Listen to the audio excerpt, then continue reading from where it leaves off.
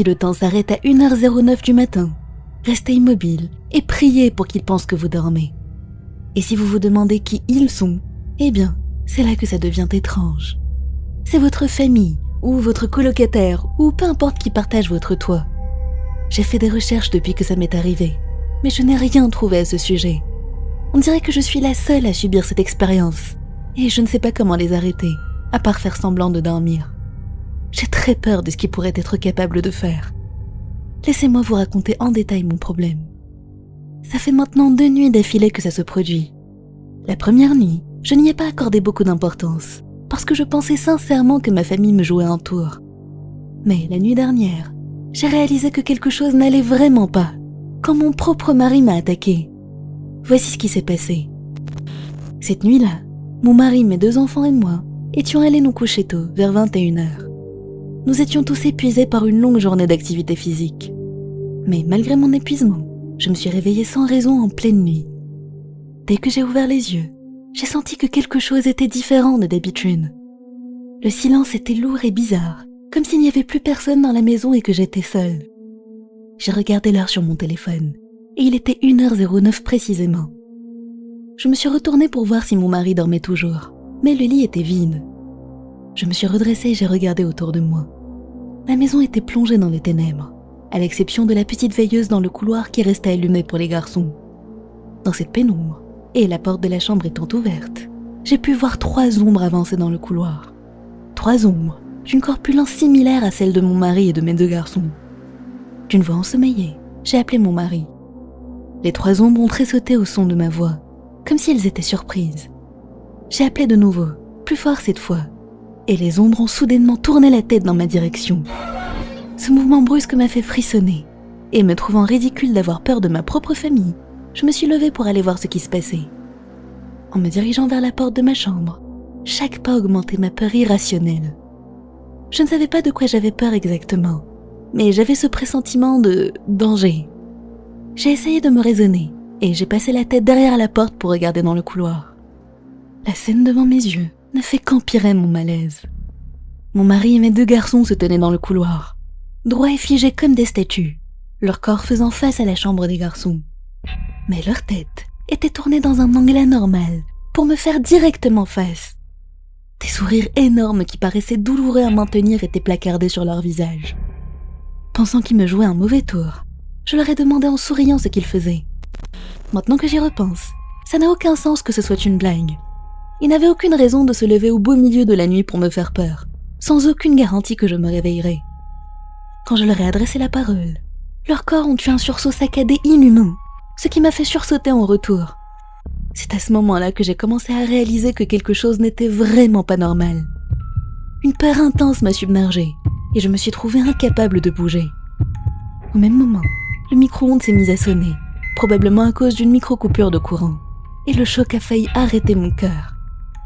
Comme si c'était un signal, mes enfants sont retournés dans leur chambre, et mon mari a fait de même. Son sourire affreux a disparu, et il est passé juste devant moi, se traînant comme un zombie et se laissant tomber sur le lit. Il a immédiatement commencé à ronfler, comme s'il ne s'était jamais réveillé.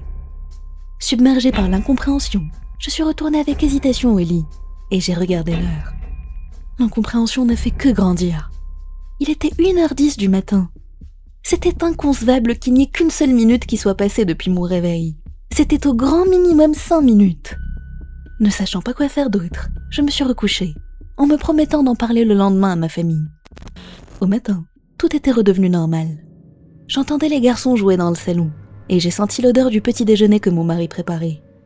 Je me suis levée avec le sourire, et je les ai salués avec un « Bonjour les petits blagueurs ». Ils m'ont tous les 3 regardé d'un air confus, et mon mari a fini par me demander de quoi je parlais.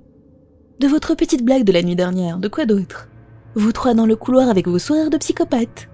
Je dois avouer que vous avez très bien joué le jeu. Leur confusion s'est transformée en stupéfaction. Ils ont tous les 3 protesté qu'ils n'avaient aucune idée de ce dont je parlais. Et quand je leur ai demandé comment ils avaient fait pour bloquer l'heure sur 1h09, ils m'ont regardé comme si j'avais perdu la tête. Mes garçons se sont mis à crier que je leur faisais peur. J'étais stupéfaite à mon tour. Ils avaient l'air sincères, et j'ai commencé à douter de ce que j'avais vu. Et si j'avais rêvé, après tout? Mais je savais au fond de moi que j'étais parfaitement réveillée à ce moment-là. Et s'ils ne s'en souvenaient tout simplement pas, parce qu'ils avaient fait une espèce de crise de somnambulisme? Tous les trois, en même temps? C'était improbable, mais à ce stade, c'était la seule explication rationnelle que j'avais. La journée est passée comme d'habitude, et à l'heure du coucher, nous étions tous au lit, et nous nous sommes tous endormis rapidement. Sauf que quelques heures plus tard, je me suis de nouveau réveillée sans raison, dans le même silence étrange que la nuit précédente. Cette fois-ci, l'anxiété m'a submergée instantanément, me coupant presque le souffle. J'ai attrapé mon téléphone pour regarder l'heure. 1h09, encore. J'ai essayé d'aller sur la caméra pour filmer la scène, histoire d'avoir une preuve cette fois. Mais mon téléphone ne répondait pas du tout. Il était complètement figé. Mon cœur battant à tout rompre, j'ai levé la tête. Les trois ombres étaient bien dans le couloir, plus proches que la veille. Mon sang s'est glacé dans mes veines quand j'ai remarqué que la télé était restée allumée. Mais l'image était aussi figée que celle de mon téléphone. On aurait dit que tout était figé dans ce silence, rajoutant à mon anxiété qui atteignait des sommets. Je me suis levée sur la pointe des pieds et j'ai avancé silencieusement jusqu'à la porte. J'ai dû me couvrir la bouche pour étouffer un cri. Mon mari et mes enfants me faisaient directement face cette fois, leur sourire encore plus large que la veille. Puisqu'ils étaient plus proches, j'ai remarqué leurs yeux anormalement écarquillés et injectés de sang. Dans mon mouvement pour me couvrir la bouche, ils ont tous les trois fait un pas géant en avant. J'ai instinctivement reculé et ils ont refait un énorme pas grotesque dans ma direction. Mon mari étant plus grand, il a devancé mes enfants. Il était à moins d'1 mètre de moi et j'ai pu voir ses yeux s'écarquiller davantage, comme s'il était surexcité. Je ne l'ai pas reconnu à ce moment-là. Cette chose avait beau avoir l'apparence de mon mari, ce n'était pas lui. Absolument rien n'était familier à son sujet. Ni son regard de fou furieux, ni son sourire inhumainement large, ni ses mouvements saccadés qui n'avaient rien d'humain non plus. Une terreur telle que je n'en avais jamais ressentie a pris le dessus sur mes pensées rationnelles. J'ai fait demi-tour pour plonger dans mon lit, et je les ai entendus se lancer aussitôt à ma poursuite.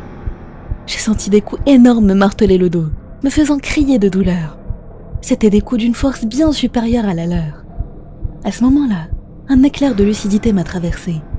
Il serait capable de me tuer. J'ai réussi à atteindre le lit et je me suis cachée sous ma couette. Réaction stupide et enfantine, je sais, mais j'avais agi instinctivement. Je n'allais tout de même pas frapper ma famille. Heureusement, alors que j'étais immobile sous les couvertures, les coups se sont arrêtés. J'ai entendu une respiration lourde, que j'ai supposée être celle de mon mari, bien qu'elle soit beaucoup plus profonde et rauque que sa respiration habituelle. Puis tous les bruits ont disparu, et le silence a de nouveau empli la pièce. Au moment où j'allais sortir la tête de sous la couette, j'ai entendu un chuchotement tout près de moi.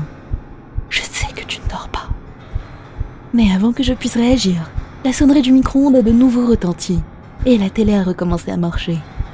J'ai entendu les bruits de pas légers de mes enfants quitter la chambre, suivis par un poids à côté de moi alors que mon mari grimpait dans le lit. J'ai directement attrapé mon téléphone pour regarder l'heure. 1h10. Ça n'avait absolument aucun sens. J'ai fait de mon mieux pour me rendormir, mais inutile de vous dire que je n'ai presque pas fermé l'œil. Je me suis tournée dans tous les sens, essayant de comprendre ce qui diable se passait chaque nuit. J'ai essayé de réfléchir à comment m'en sortir s'il y avait une prochaine fois. La seule solution qui m'est venue à l'esprit est de faire semblant de dormir, puisque les coups s'étaient arrêtés une fois que je me suis immobilisée. S'il pensait que je dormais, peut-être qu'il resterait simplement dans le couloir. Si ça vous est déjà arrivé et que vous avez une meilleure solution, je suis tout oui. Mais si ça vous arrive aussi pour la première fois, pour votre sécurité, faites semblant de dormir.